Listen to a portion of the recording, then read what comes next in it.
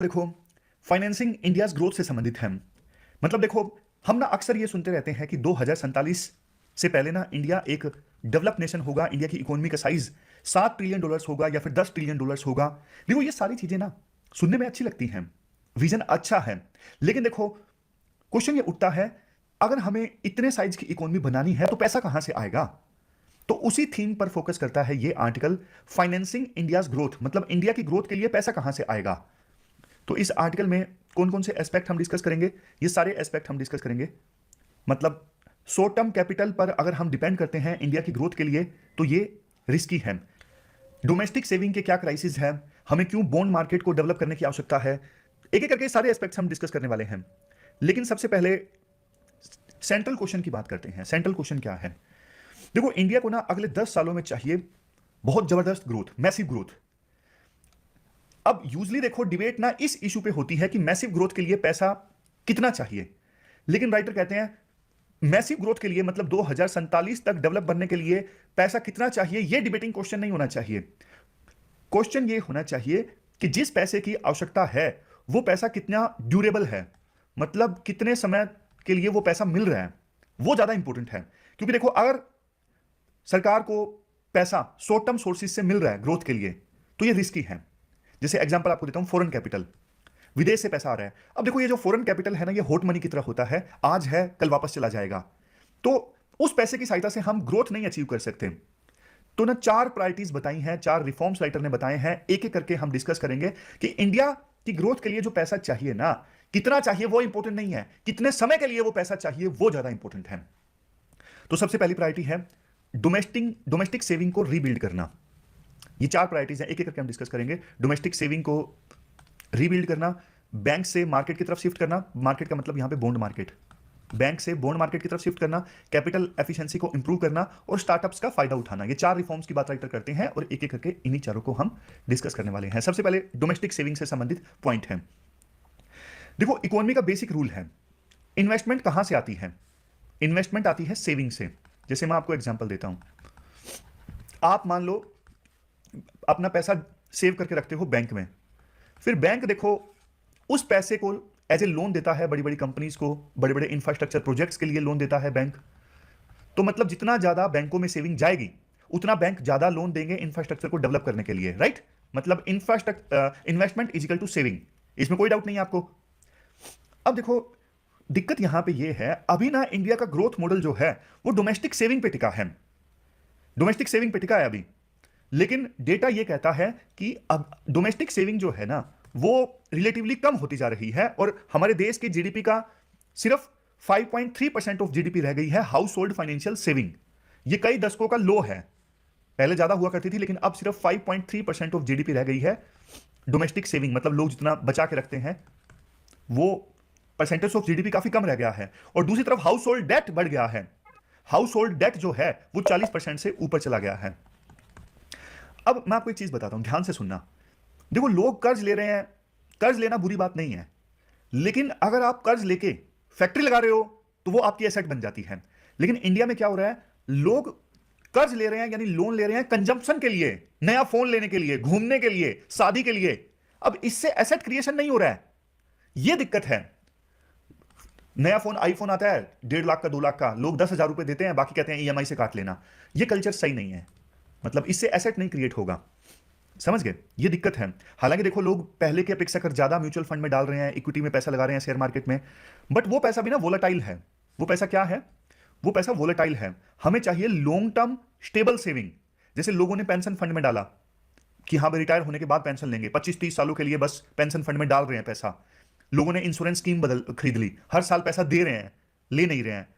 ये जो पैसा होता है ना, ये लॉन्ग टर्म सेविंग जो है, पेंशन फंड वाला, इंश्योरेंस वाला, ये पैसा असली काम का है, क्योंकि ये लंबे समय के लिए सरकार को मिल जाता है और इसके लिए इसकी सहायता से बड़े बड़े जो इंफ्रास्ट्रक्चर प्रोजेक्ट्स हैं वो स्टैब्लिश किए जा सकते हैं। समझ गए? तो पहला पॉइंट ये है डोमेस्टिक सेविंग से संबंधित हमें किन चीजों पे फोकस करना है। अब आते हैं बैंकिंग सिस्टम पर। देखो, अभी ना बैंक्स की हालत थोड़ी अच्छी है रिलेटिवली। एनपीएस जो है बैंक के यानी नॉन परफॉर्मिंग एसेट जो है ना, आज के समय में रिलेटिवली कम है। आप कंसेप्ट समझो जिसकी अभी अभी हमने बात की। बैंक देखो एसेट लायबिलिटी मिसमैच फेस करते हैं, एएलएम क्या है? देखो बैंकों के पास पैसा कहाँ से आता है, जैसे मैंने बताया बैंकों के पास पैसा हम ही लोग तो जमा करवाते हैं। हमारा एफडीज सेविंग अकाउंट में जो पैसा रखा है वो सब बैंकों के पास में होता है, इसे ही वो लोन के तौर पे देते हैं। लेकिन ये पैसा भी देखो शॉर्ट टर्म के लिए होता है, हम इस पैसे को निकाल लेते हैं 1 साल में, 2 साल में, 3 साल में निकाल लेते हैं। लेकिन इंफ्रास्ट्रक्चर के लिए पैसा चाहिए 20-25 सालों के लिए, चाहिए कि नहीं चाहिए, जो बात हमने अभी की। तो यहीं पर एसेट लायबिलिटी मिसमैच है। ये तो वही बात हो गई, आप देखो अपने दोस्त से ना 1 हफ्ते के लिए पैसा उधार लेके 20 सालों के प्रोजेक्ट में इन्वेस्ट नहीं कर सकते, क्योंकि वो दोस्त 1 हफ्ते बाद तो आपसे मांगेगा ना, आपको चाहिए 20 सालों के लिए। ये तो वही बात हो गई। तो बैंक जो है वो लॉन्ग टर्म इंफ्रास्ट्रक्चर प्रोजेक्ट्स के लिए सुटेबल नहीं है। बैंक्स तो देखो एमएसएमईज को लोन दे दिया 2-4 सालों के लिए, रिटेल में लोन दे दिया, बस उसके लिए सही है। बड़े बड़े इंफ्रास्ट्रक्चर प्रोजेक्ट स्टैब्लिश करने हैं, उसके लिए बैंक सुटेबल नहीं है। तो इसके लिए ना हमें कॉर्पोरेट बॉन्ड मार्केट डेवलप करनी होगी। अब कॉर्पोरेट बॉन्ड मार्केट जो है, इसमें कॉर्पोरेट बॉन्ड को खरीदा और बेचा जाता है 10 सालों के लिए, 15 सालों के लिए, 20 सालों के लिए। ये जो कॉर्पोरेट बॉन्ड्स हैं वो बिकते हैं। तो लॉन्ग टर्म के लिए जो पैसा है वो देखो मिल जाता है कॉर्पोरेट बॉन्ड्स के थ्रू कंपनीज को। तो ये पहला रिफॉर्म है जिसकी बात करते हैं। राइटर देखो ये बोलते हैं बॉन्ड मार्केट जो है पहले के अपेक्षाकृत बड़ा तो है, लेकिन अभी भी ना जीडीपी के कंपैरिजन में ना बॉन्ड मार्केट बहुत छोटा है। सिर्फ जो बड़ी बड़ी कंपनीज है ना, जैसे टाटा, रिलायंस टाइप, उन्हीं को पैसा मिलता है, उन्हीं पे लोगों का ट्रस्ट है। लेकिन लोग ना, मतलब जो कॉमन मैन है, अभी भी जो बॉन्ड है ना, कॉर्पोरेट बॉन्ड, वो परचेज करता नहीं है। दूसरे देशों में, यूएसए में आप देखोगे तो कॉर्पोरेट बॉन्ड की जो मार्केट है बहुत ज्यादा डेवलप्ड है। ये दिक्कत है, ये सारे इश्यूज हैं कॉर्पोरेट बॉन्ड मार्केट में। शैलो है, जीडीपी के कंपैरिजन में साइज बहुत छोटा है, कॉन्सेंट्रेटेड है, सिर्फ अच्छी कंपनीज टाटा, रिलायंस, इन्हीं के बॉन्ड परचेज करते हैं। लिक्विडिटी, मतलब एक बार मैंने बॉन्ड परचेज कर लिया, अब मैं उसे बेचना चाहता हूं तो आसानी से देखो वो बिकता नहीं है। सेकेंडरी मार्केट जो है उसकी ट्रेडिंग बहुत कम है। ये सारी दिक्कत है। तो फिर पॉइंट वही, हमें चाहिए इंश्योरेंस और पेंशन फंड जो लोगों से उनकी सेविंग ले और उसका पैसा फिर यूज हो इंफ्रास्ट्रक्चर प्रोजेक्ट्स के लिए। इन्हें जो ये पेंशन फंड और दूसरा इंश्योरेंस फंड का पैसा होता है ना, इन्हें पेशेंट कैपिटल भी कहा जाता है, क्योंकि इनके पास पैसा ना लंबे समय तक रहता है, पेशेंट कैपिटल। तो ये पहला पॉइंट है। अब आते हैं देखो दूसरे पॉइंट पे, इंप्रूव कैपिटल एफिशिएंसी। अब ये पॉइंट देखो थोड़ा सा टेक्निकल है, आप इसे ध्यान से समझिएगा। यहां पे एक टर्म है इंक्रीमेंटल कैपिटल आउटपुट रेशियो। क्या है? Incremental capital output ratio, ICOR। मैं आपको बिल्कुल से बिल्कुल सिंपल भाषा में बताता हूं। ICOR का मतलब क्या है? मतलब एक यूनिट एक्स्ट्रा आउटपुट प्रोड्यूस करने के लिए कितना इन्वेस्टमेंट चाहिए। सिंपल भाषा में बोलूं, जैसे अभी ना मान लो 100 रुपए आपने किसी फैक्ट्री में इन्वेस्ट किए और 4 पेन प्रोड्यूस कर रहे हो। मान लो आपको ना एक यूनिट एक्स्ट्रा आउटपुट प्रोड्यूस करनी है, 4 के बजाय 5 पेन आपको प्रोड्यूस करने हैं फैक्ट्री में। तो एक एक्स्ट्रा यूनिट प्रोड्यूस करने के लिए और कितनी इन्वेस्टमेंट चाहिए? यह मतलब होता है इंक्रीमेंटल कैपिटल आउटपुट रेशो का। सिंपल भाषा में यह रेशो हमें बताती है कि मशीन कितनी एफिशिएंट है। अगर देखो ICOR कम है, ICOR कम है तो मतलब एफिशिएंसी ज्यादा है, अच्छी चीज है। लेकिन ICOR ज्यादा है तो इसका मतलब एक एक्स्ट्रा यूनिट आउटपुट प्रोड्यूस करने के लिए ना आपको बहुत ज्यादा कैपिटल लग रहा है, और ICOR ज्यादा है मतलब पैसा वेस्ट हो रहा है, उतनी एफिशिएंसी नहीं है। समझ गए? ये सिंपल भाषा में मतलब है ICOR का। लेकिन अभी दिक्कत की बात देखो ये है, ICOR ना इंडिया में बहुत ज्यादा है, 4 से लेके 5.5 के बीच में है। बहुत हाई है ये दूसरे देशों के कंपैरिजन में। मतलब हमें ना ग्रोथ के लिए बहुत ज्यादा पैसा खर्च करना पड़ रहा है। जैसे आपको एग्जांपल देता हूं, मान लो एक ब्रिज है जो रुका हुआ है, जिसका काम क्यों रुका हुआ है? लैंड एक्विजिशन इशू है, अब या फिर दूसरे कोई स्लो अप्रूवल है। अब इसकी वजह से देखो कितना प्रोजेक्ट में डिले हो रहा है, कॉस्ट बढ़ रही है। क्योंकि देखो जब प्रोजेक्ट लेट होता है ना तो कॉस्ट बहुत ज्यादा एक्सपोनेंशियली इंक्रीज हो जाती है उस प्रोजेक्ट की। डिस्प्यूट रेजोल्यूशन में हमारे देश में सालों लग जाते हैं। तो एफिशिएंसी कम है हमारे देश में, एफिशिएंसी बढ़नी चाहिए। और एफिशिएंसी बढ़ेगी कैसे?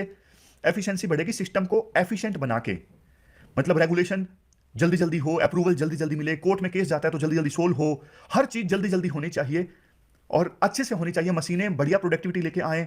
अब इससे जो ICOR है ना वो कम होगा और कैपिटल की जो एफिशिएंसी है ना, मतलब जितना पैसा हम लगा रहे हैं उसका सही यूज हो पाएगा। समझे? अपने को ये ICOR जो है ये कम करने की जरूरत है। फिर लास्ट आता है startup and deep tech. Startup देखो अक्सर ना हम स्टार्टअप्स को सिर्फ ना ऐप समझ लेते हैं, नए स्टार्टअप मतलब ऐप, नई ऐप नहीं।